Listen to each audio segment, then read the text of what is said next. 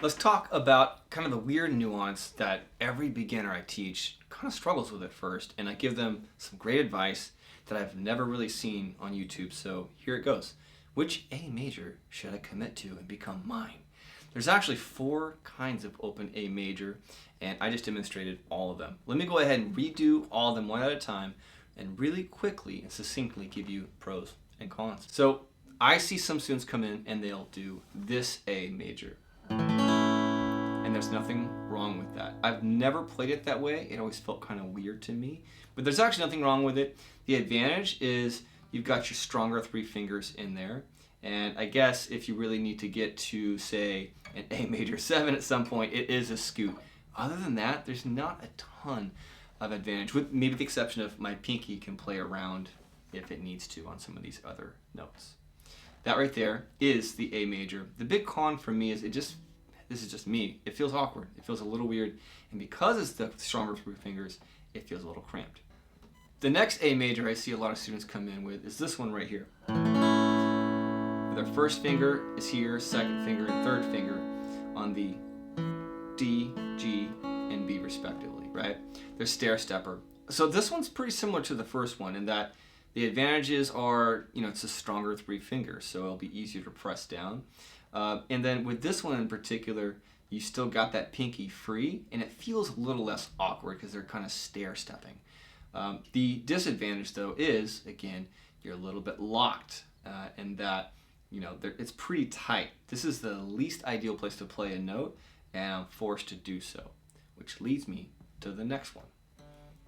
The way that you see me play A major typically, and it's not better, it's just the way I like it, it's because I'm using, by the way, my second finger on the D string, third finger on the G, and my fourth finger, my pinky fingers on the B string, 2nd fret. And so what I'm doing there is I am essentially giving my first finger a little bit of freedom, which isn't usually needed, with the exception of if I want to do a quick bar chord. It does make that transition to bar chords that is in the major form based off of the A string much easier.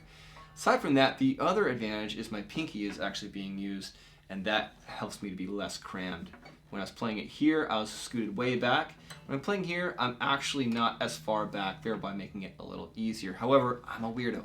I like to use my 4th finger. I use it more than most guitar players, I've noticed.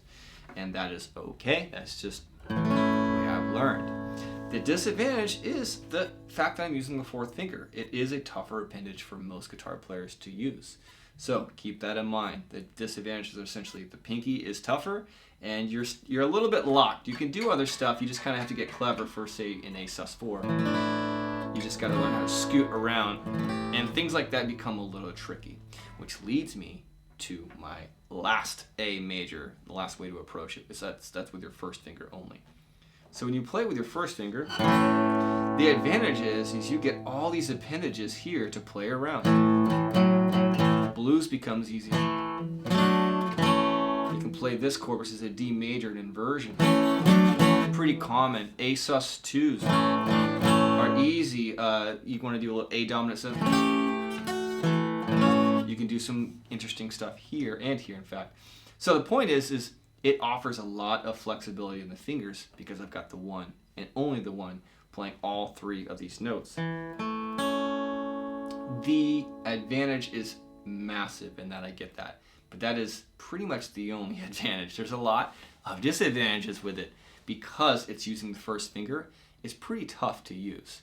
This first finger on 3 strings, 3 notes, is a challenge in of itself, and so you've got to get pretty good and get used to some pain and just learn to grunt through it until you're getting that chord.